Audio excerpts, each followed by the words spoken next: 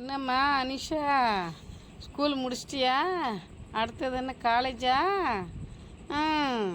படி படி. சரி ஆண்டி.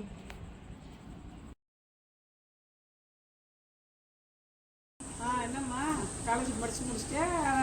வேலைக்கு போக போறியா இல்லை கல்யாணம் பண்ண போறியா? வேலைக்கு தான் ஆண்டி போகணும், வேலை தெரியல இருக்கேன் ஆண்டி. அப்படியா? நல்லா எக்ஸாம்லாம் நல்லா எழுதி, இப்போ நல்லா எழுதி கவர்மெண்ட் வேலைக்கெல்லாம் ஏற்பாடு செய்கிறாங்க. சரி அக்கா பையன் 1,00,000 ரூபா வாங்குறேன்.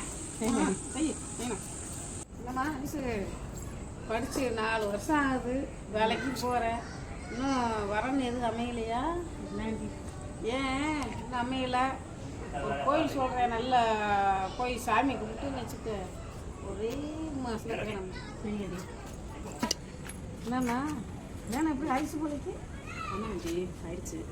அப்போ தான் பொம்பளை பிள்ளையா ஆம்பளை பிள்ளையா? இனிமேல் தான் ஆண்டி தெரியும். சரி.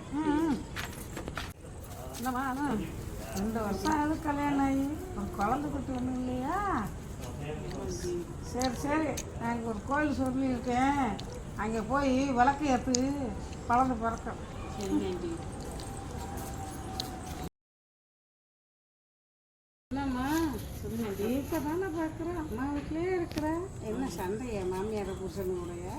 அப்படிலாம் ஒன்றும் இல்லையா ஆண்டி? மாமியார் புருஷன் எல்லாமே அப்படித்தான் இருப்பாக, அனுசரித்து போகணும்.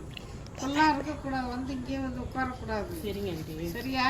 சரிங்க ஆண்டி. ஓ சீக்கிரம் புருஷன் வீட்டுக்கு. இதான் பொம்பளை பிள்ளைக்கு லட்சணம். சரிங்க ஆண்டி.